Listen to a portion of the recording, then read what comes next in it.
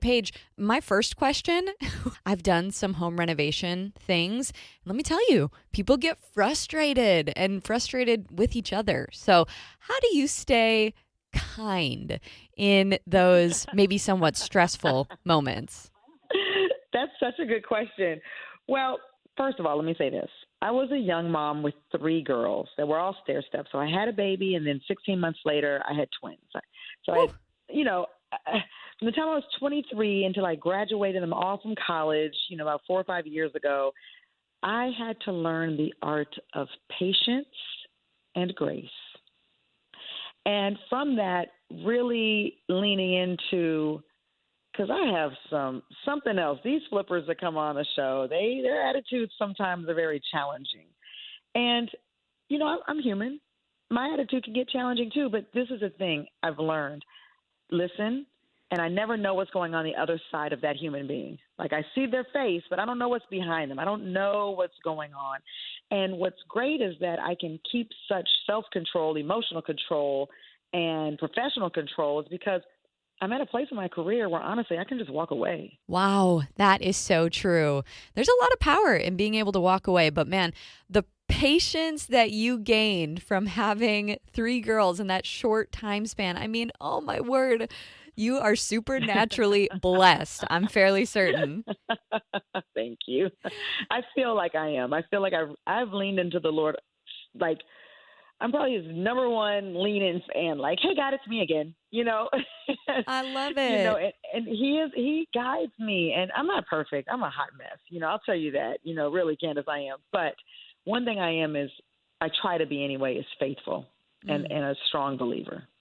I'm curious, as a Christian, how do you work your faith into how you run your crew on this show? I mean, it's a nationally televised show. How does your faith factor into all of that? Let me use my mom as an example because the same as with my crew. Because I am co-creator, executive producer, and host of Fix My Flip, I used to browbeat her. I was so judgy. I went from one end of the spectrum to the other end when I got saved. And so I was like, Jesus, everybody has to know him.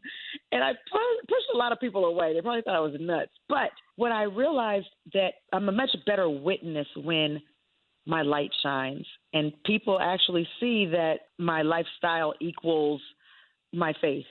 You can't just talk about it. You have to be about it, right? And so Right. my mom starts asking questions. My crew starts asking questions. Hey, how do you deal with this when X, Y, Z happens? And then that's an open portal for me to share with how I deal with the adversities of life when the enemy comes, because he's going to come in like a roaring lion, right? And that's why we have to put on our armor every day. And I can share with them my armor. And then it's up to God and them how they receive it. I just tell my testimony and let my light shine. Paige, you've just been sharing so much about how your faith impacts the work that you do on television, and how a lot of times the cast, the crew, the people that you're working with, they're really seeing you be about it instead of you just kind of hitting them over the head with the Bible. That's how you are sharing your faith, is by living out your faith, and they can see that. And they do, I promise. And daily, this morning was a day. I had a challenging week, very, very challenging. And I've had to do some interviews because, the show's on tomorrow and all that fun stuff.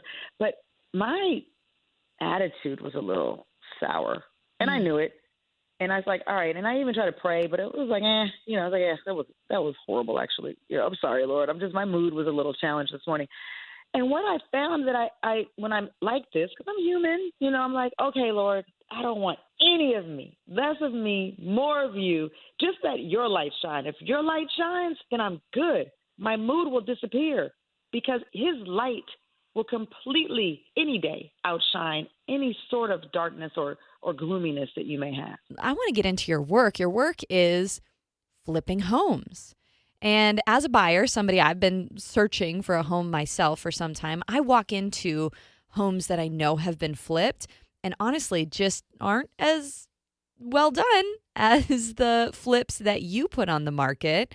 So from your perspective, what's some advice that you can give to buyers that are looking at potentially buying a flipped home? Number one, always hire a licensed home inspector to evaluate the flip. Number two, from your own natural eye, one of the first things I do, I look at the floors and I look at the tile. If they have new tile in the house, I look at how the tiles are laid, if the grout is straight, And then I look at the flooring. Between the flooring and the base of the floor, are they connected? Is it sloppy work? So, any natural eye can look for sloppy work. That's the first thing I look for, especially with the tile, because I could not live with crooked tile. A lot of people like to be handy, work on things in their own home. And there's a difference between maybe the things that you should be hiring out for versus the things that are okay to do yourself. Where do you draw that line? What things do you think people should definitely pay for? Anything that you need a license to do. That's a great question. So I was looking at something, what can I do? I can paint.